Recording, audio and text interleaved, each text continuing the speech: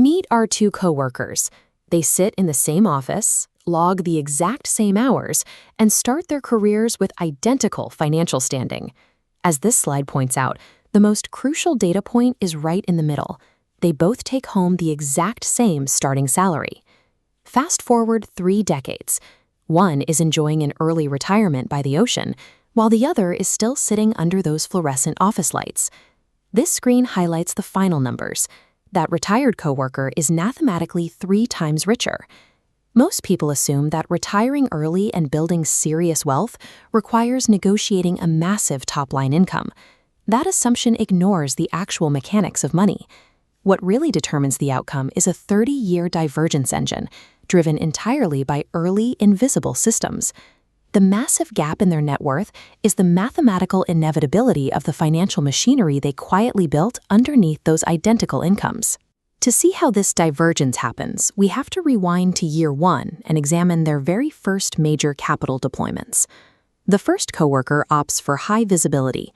He sinks his capital into a flashy sports car, an asset that actively depreciates the second it leaves the lot. The second coworker chooses low visibility.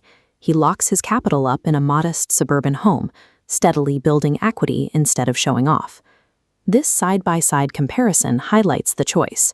The immediate gratification of a visual flex actively masks a deteriorating balance sheet, while delaying gratification builds a stabilizing, long-term foundation. Beyond the big purchases, we have to look at the daily plumbing of their finances to see how their cash flows operate month to month. This diagram illustrates the 2 mechanical forces. On the left, spender's friction. High-interest debt and fees act like holes in a bucket, destroying the salary before deployment. Conversely, saver's acceleration shows retained capital creating a magnetic pole, capturing compounding employer matches. These invisible mechanical forces are the true deciders. They dictate whether a monthly paycheck evaporates through leakage or multiplies through high capture retention. If we plot these exact behaviors over 3 decades, the math becomes startlingly clear. Tracing this 30-year graph, the spender's car purchase and debt friction flatlines their net worth. Meanwhile, the saver builds home equity, hitting at an inflection point where employer matches kick in. This choice compounds exponentially, creating a massive wealth gap. Knowing how the math plays out, we have to look at those 2 identical desks on day 1 entirely differently. This table summarizes their true trajectories.